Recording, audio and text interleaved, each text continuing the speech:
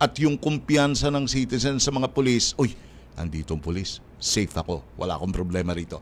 Doon sa aspetong yan, General Torre, ano pong may share ninyo sa ating mga taga-subaybay, sir? Tamang-tama, sir. Meron akong ika-clarify din dyan dahil may mga nagtutwist na naman ng mga kalaban natin doon sa mga statements ko regarding sa mga arrest. You know, alam nyo, ang pulis talaga, I would like to believe, simple lang talaga ang trabaho natin. Para walang argumento. Sabi ko sa kahapon sa command conference, sabi ko, ang trabaho natin, no arguments, nandyan sa PNP mission. The PNP shall enforce the law, prevent and control crime, maintain peace and order, ensure public safety and internal security with the active support of the community.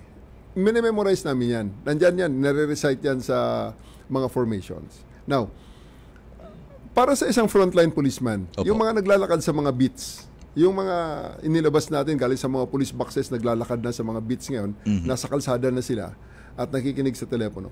Paano nila ma-enforce ang batas? How do they maintain peace and order? How do they ensure public safety and internal security? Ang sagot dyan, simple lang, isa lang. Alisin ang kriminal sa kalsada. Pag may gumawa ng krimen, dapat alisin yan dyan sa community. Kasi kung walang kriminal sa ating community, walang gulo. So, yun ang marching order sa kanila. Alisin nyo ang kriminal sa kalsada. Paano alisin? Isa lang ang paraan yan.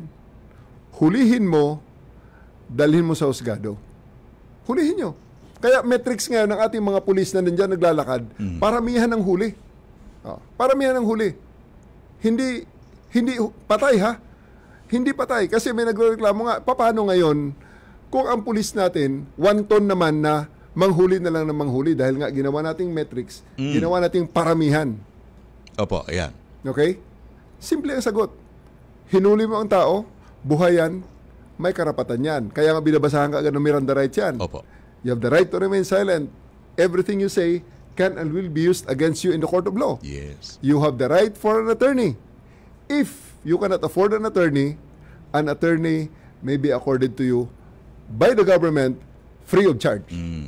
So, ibig sabihin, lahat sila, pag hinuli ka ng pulis, pwede kang kumuha ng abogado.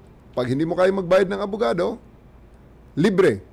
Meron tayong Public Attorney's Office. Andiyan si Attorney Persida Acosta. Yes. Puntahan nyo ang PAW, humingi kayo ng tulong at sabihin nyo, Sir, hinuli ako ng pulis.